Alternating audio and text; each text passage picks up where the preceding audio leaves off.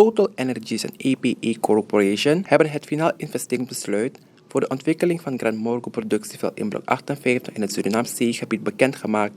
Patrick Puyan, de CEO van TotalEnergies, vertelt wat de bedoelingen zijn met Suriname. Sunweb TV heeft dit beeld van Jetski Suriname. But you know, it's part of the management. A company like TotalEnergies, we must be able to combine, to continue to provide more energy because the planet needs more energy. You have a lot of people, you have still 1 billion people not having access to energy. You want energy to develop yourself, to have a better way of life. More energy, less emissions, that's a new constraint. In TotalEnergies, we took it very seriously. You know, climate change is a reality.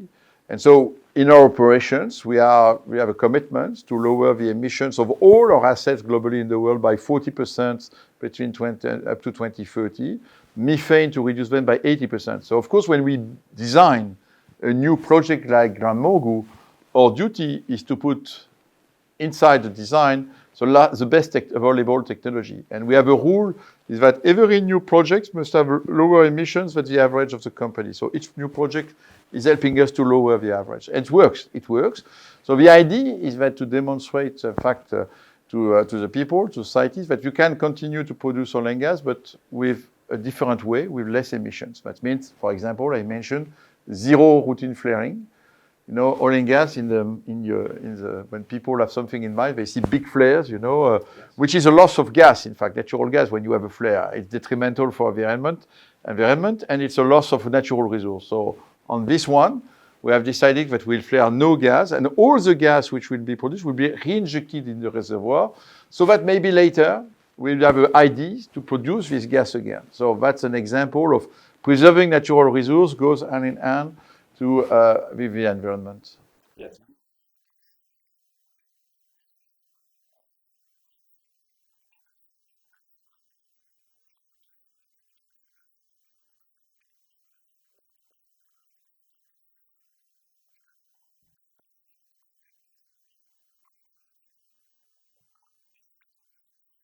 Yeah, but the jobs, of course, local content is okay. I mentioned some figures, 6,000 jobs. In fact, but fundamentally, we will begin to, for example, to recruit the first batch of people, of future operators that we need to train to run this FPSO. It's not an easy task, you know. You need to be trained.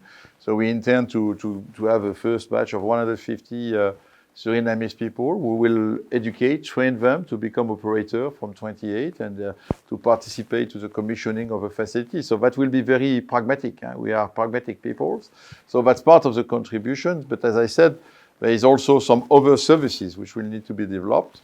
One of the commitments we have to take, because it's part of we have identified symbolic projects, which is not oil and gas, not directly linked to operations, but we will make contributions to 2 hospitals in order to build or to have a better mother and child health centers, understand, in 2 Paramaribo hospitals. And it's not just a donation money. It's, in fact, we want that to be really corporate responsibility and to be really to improve, really, I would say, the way that these mother and children are welcome in these hospitals. So we'll have a project manager to take care of the project, to be, again, to give something to society. I understand.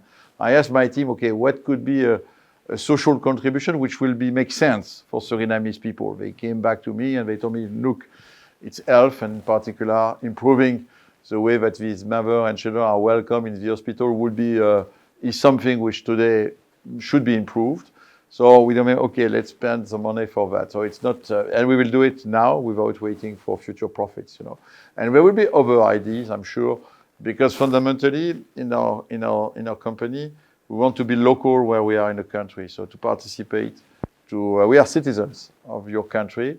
We will become citizens. Today we are just foreigners coming with big money and investments. But at the end of the day, what I want, and I just visited my teams. Yeah, only 50 people for the time being, but we'll grow, of course, our own employees. I want them to participate, to be recognized as a source of, again, prosperity for everybody in the country. Okay.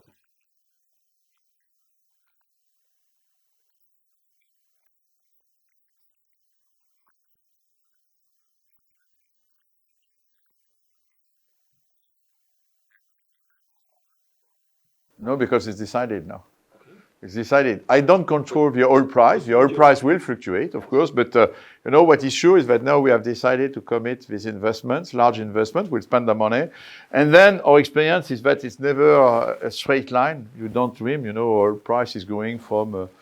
Since I am CEO 10 years ago, I have experienced $27 per barrel and $95 per barrel. So in fact, it's part of what TotalEnergies can accept. Because it's why the advantage of TotalEnergies, we are a very large company, so we can, in fact, I would say, swallow this fluctuation of oil and gas. So once we are committed, and we develop the projects. I cannot stop. There is something we never do, is stopping a project when it's launched because it could cost more. So, and again, I don't know what will be the oil price by 2028. I hope it will be a good price. I'm quite optimistic because in this energy transition, people think we'll need less oil, and in fact, every year, oil demand continue to grow. So I think I'm optimistic by the oil price. And again, this project will resist. This is one of the characteristics. When we invest in a project if the break-even, if the technical cost is low. So it's less than $25 per barrel here in Suriname, $25 per barrel.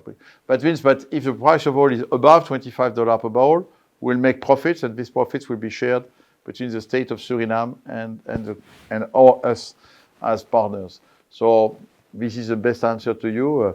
I don't think the oil will go down to $25 per barrel, and if it's $80 per barrel, of course the cake will be bigger, and then there will be the share of the state of Suriname will be bigger. By the way, be clear, in this type of contracts and projects, the state has a lion's share more than us. But we have also, of course, a good profit because this is what makes us sustainable and long term.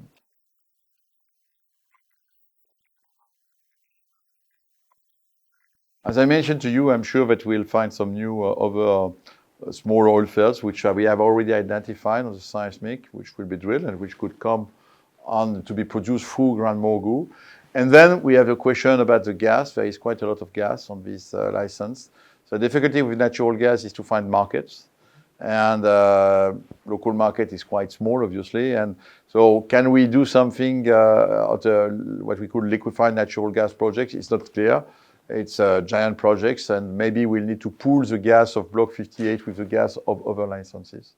Okay, so Suriname, as you know, is one of the greenest countries in the world. We are, in fact, one of the 7 carbon negative countries in the world. What environmental safeguards TotalEnergies is putting in place to ensure the protection of Suriname's coastal and marine ecosystems? Obviously, of course, it has been part. We made some strong studies, and it's part of our not only duty, but it's part of our commitment to sustainable development. So we studied a lot all the biodiversity aspects of the projects in order to avoid any wrong things, any wrong, I would say, design. In particular, this what we take care as well a lot is the risk of spill. We all know that sometimes it could happen, and that could be very detrimental if you have an oil spill going to the coast. So we have a lot of capacity. Means first, it's designed not to happen, but if it happens, we have some ways to intervene to block the oil spill. And also, by the way, we discussed with our friends which are operating in Guyana to have an connection in order to be able to call for their help in case we would have a large spill. So that's being able to react. First, of course, it's to avoid, and that's our duty as operator. And then, if it's not avoided, we don't suffer a lot in our operations, to be honest, then to be able to react in order to protect the coast of Suriname. But again, these type of events are very scarce, and in our operations, we don't suffer a lot. We don't suffer much. Exactly. We can keep our green status going together with exploiting our I mean, of course, it's better. By the way, you have a negative carbon sinks. Oil is producing some greenhouse gas. It's a decision by the state. But I discussed that with your president, who was very clear on it. I think it's very clear because, and by the way, being in a country like Suriname, which has carbon sinks, it helps, by the way, to balance it. But I think the right of development for Surinamese people is clear. I mean, you have natural resources. If other countries would not like you to develop them, then they should bring you the money to develop it. It's not the case. So I think we can combine both. TotalEnergies would be happy, by the way, to invest in the Surinamese forest if we can find ideas on mangroves in order to continue to have some, to develop some carbon sinks to compensate at the level of the country. It's a little tricky today because all that is not very well established at the international level. And strangely, it's more complex to demonstrate that we will contribute to climate when you have a negative country like Suriname. But again, in fact, somewhere it helps us to come in a country with such a, I would say, a nice contribution to the climate change.